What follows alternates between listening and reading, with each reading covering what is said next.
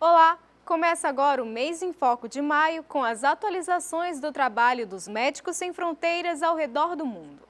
No programa de hoje, você acompanha a situação dos refugiados que arriscam suas vidas atravessando o mar em busca de segurança na Europa. No ano passado, 4.000 pessoas se afogaram na travessia. Na Síria, mais um hospital foi alvo de bombardeios, dessa vez na cidade de Alepo, a capital do país. 55 pessoas perderam a vida. Na série Retratos, você acompanha como portadores do vírus HIV na Uganda lidam com preconceito e lutam pela sobrevivência. Foi realizado nos Estados Unidos uma ação dos Médicos Sem Fronteiras em prol da redução dos preços da vacina contra a pneumonia. Você confere também como a MSF atua na organização e distribuição de suprimentos para atender as mais diversas pessoas ao redor do mundo. No quadro Depoimentos, o coordenador adjunto da MSF fala sobre como os conflitos na Líbia têm impactado o sistema de saúde no país. Você confere tudo isso agora, no Mês em Foco de Maio.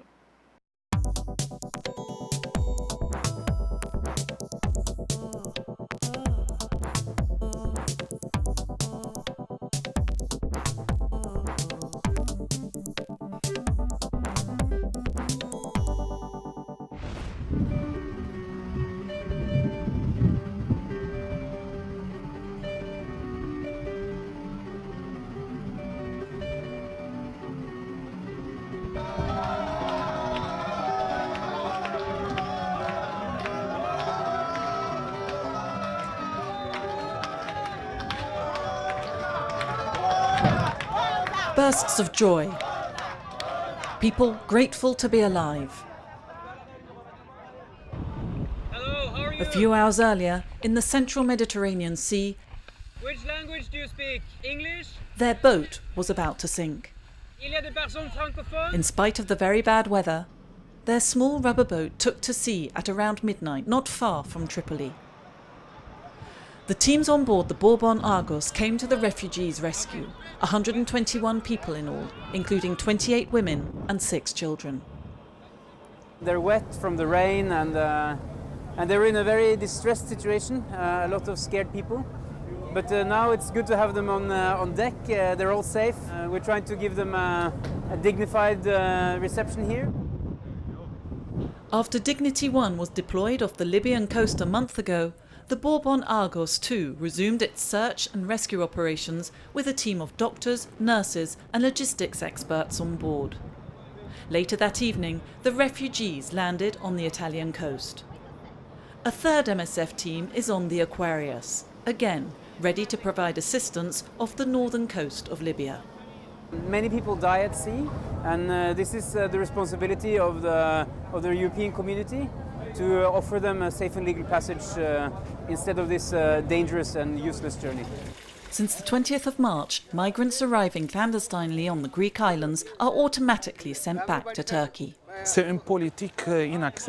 This is an unacceptable policy and an attack on the values of the European Union.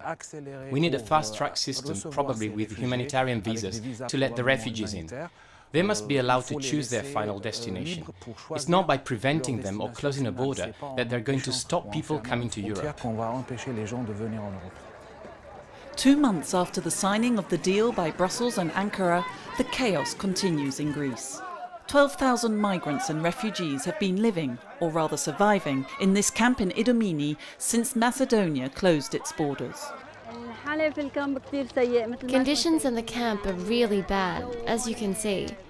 There are germs everywhere because there aren't enough toilets available, so children just get up and go to the toilet outside. And there are a lot of insects too. They bite the kids and it increases the risk of them getting sick. The situation is really bad. Given the scale of the health emergency, MSF has this month launched a vaccination campaign. Bravo! In 3 days, over 3,000 children were vaccinated against 10 diseases such as diphtheria, hepatitis B, polio and pneumonia. We've been put in this very vulnerable position.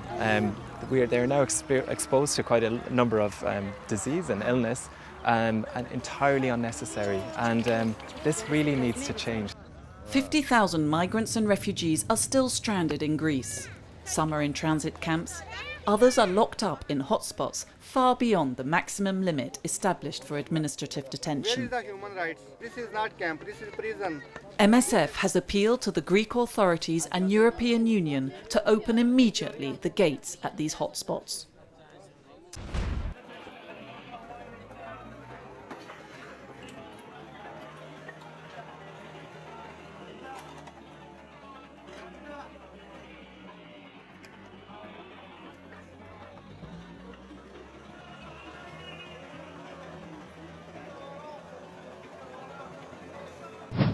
Ruins. This is all that's left after the airstrike. 55 people, 6 of them health workers, were killed by bombs dropped by the Syrian Air Force. Al-Quds Hospital had 34 beds and several departments, including an emergency room, an outpatient unit and an operating theatre. It was the region's main referral centre for paediatric care. In her speech to the UN Security Council, MSF's president called for a refusal to accept the unacceptable. We will relentlessly denounce attack on healthcare. We will speak out loudly and with force about what we witness in the field. Medicine must not be a deadly occupation. Patients must not be attacked or slaughtered in their beds. For their sake, translate this resolution into action. Adopted unanimously by the UN, the resolution demands protection for hospitals and doctors in conflict situations. Last year, there were 94 attacks on hospitals and clinics supported by MSF in Syria. There have been 7 since the beginning of this year.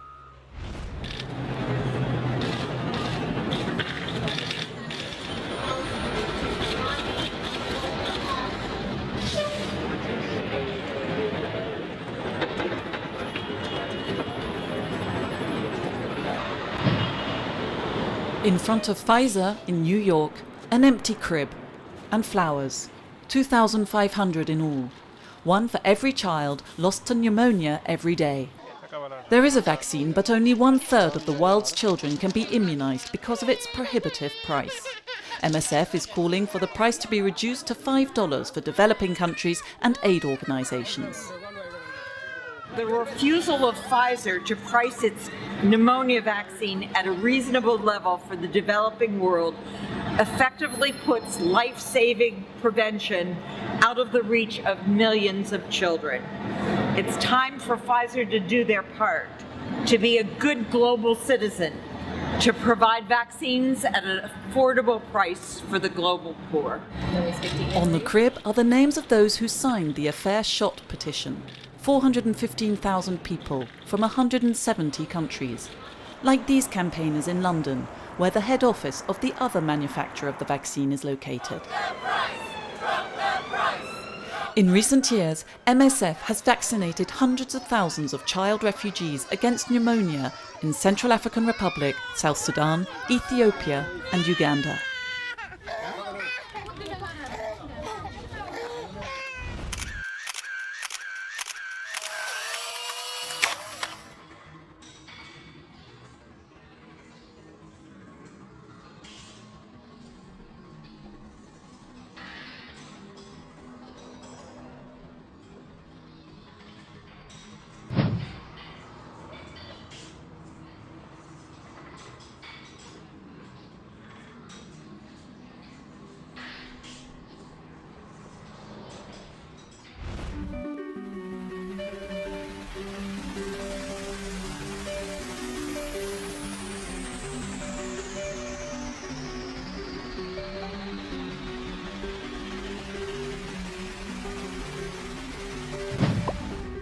Whether responding to an emergency caused by natural disaster, treating war casualties, vaccinating hundreds of thousands of people in just a few weeks, or setting up a refugee camp in the middle of nowhere, logistics and supply are essential to MSF's operations.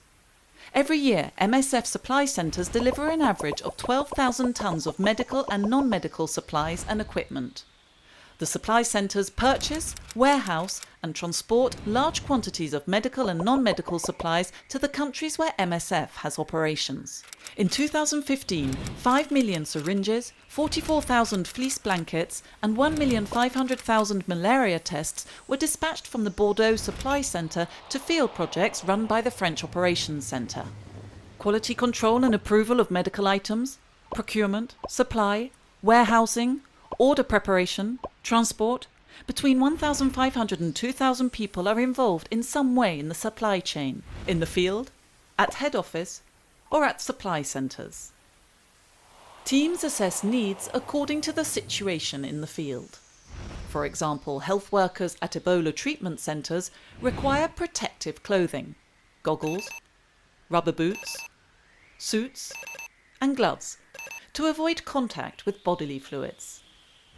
When stocks need replenishing and the items cannot be purchased locally, an order is sent to the supply centre. It often takes several weeks for orders to be delivered from supply centres. For locally purchased orders, it takes anything between a few hours and a month. In the field, one of the main tasks of the person in charge of supply is to implement quality control and ensure stocks are in sufficient quantity. When MSF responds to an emergency, it's usually the supply centres that dispatch supplies and equipment. Usually sent by air, they can be delivered to the field within 48 hours. Ready-to-use kits are pre-prepared. They contain everything needed to respond to an emergency situation. Nutrition kits to treat patients suffering from malnutrition. Rapid intervention surgical kits to enable the teams to start delivering medical aid as soon as they get to the field. And field hospital kits that can be sent to a conflict zone or the scene of a natural disaster. The cholera kit, designed to provide treatment to 625 patients, for example, contains 4,000 litres of infusion fluid, 1,300 catheters, 1,000 pairs of medical examination gloves, 20 pairs of boots, and 500 patient follow-up cards. 2/3 of medical supplies are purchased on the international market by the supply centres. Oral medications and vaccines are purchased in India. Injectable drugs, such as anaesthetics and antibacterials, are sourced from European manufacturers. Most non-medical items are purchased locally. Close to 50,000 items are now listed in the MSF catalogue. In 2015, MSF's purchasing budget totalled €270 million.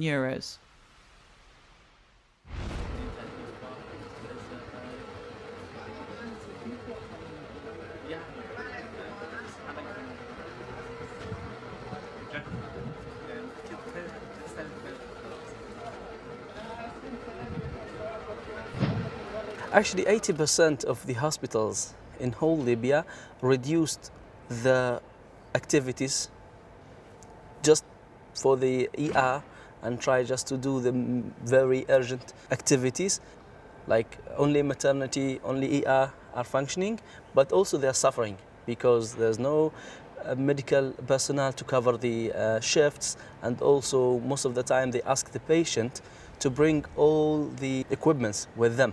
So if I have my wife, she's going to deliver, I go to the hospital, I need to stop by a private pharmacy and buy all the equipments and come to the hospital with all the equipments where the health care is supposed to be free in that place.